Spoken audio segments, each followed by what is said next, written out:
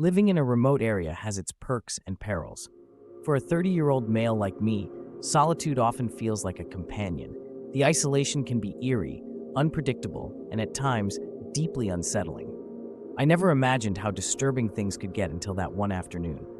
The landscape around my cabin is rugged and wild, with dense forests stretching as far as the eye can see. The air is crisp and the silence is profound, broken only by the distant call of wildlife. I often wander these woods, enjoying the peace and quiet. That day, however, my stroll took a different turn. I set out for my usual hike, following a familiar trail that winds through the trees. As I reached a clearing, something caught my eye in the distance. At first, it was just a dark shape against the bright foliage, but it nagged at my curiosity. Something about it seemed out of place. Driven by curiosity, I decided to investigate. As I drew closer, the shape began to take form. A makeshift campsite, but something was off. The tents were torn, as if a wild animal had attacked, and a strange symbol was etched into the ground, unlike anything I'd seen before. With each step towards the site, the air grew heavier. My heart pounded as I realized the symbol wasn't alone. Scattered around were bizarre objects, broken mirrors, dolls with limbs twisted in unnatural positions, and what appeared to be ceremonial candles. The scene was unsettling, like stepping into a twisted ritual. Then I saw him, a 50-year-old male, standing motionless at the edge of the clearing. He was dressed in worn clothes, his eyes fixed on the symbols.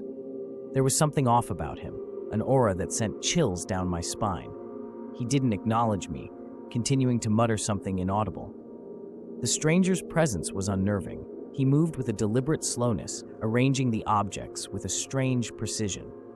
A sense of dread crept over me. I considered turning back, but a part of me wanted to understand what was happening. As I watched, the man suddenly stopped and turned his gaze towards me. His eyes were hollow, as if he was seeing through me. Without a word, he pointed to the symbol on the ground, and I felt an inexplicable urge to step back. The revelation was swift and terrifying. The symbol was not just a mark, it was a boundary, a warning. The man began to chant louder, and the air vibrated with an unsettling energy. It was as if the forest itself was holding its breath, waiting. Panic surged through me. I stumbled backward, tripping over roots and branches in my haste to escape. The forest seemed to close in, the shadows growing longer and darker as I ran. I didn't dare look back, fearing what I might see. Once I was a safe distance away, I paused to catch my breath, my mind racing with questions. The experience left a lingering unease that I couldn't shake off. Even now, the memory of that day haunts me, a reminder of the inexplicable things that lurk in the heart of the wilderness. I still wonder about that man and his strange ritual. Was it a warning, a call, or something else entirely?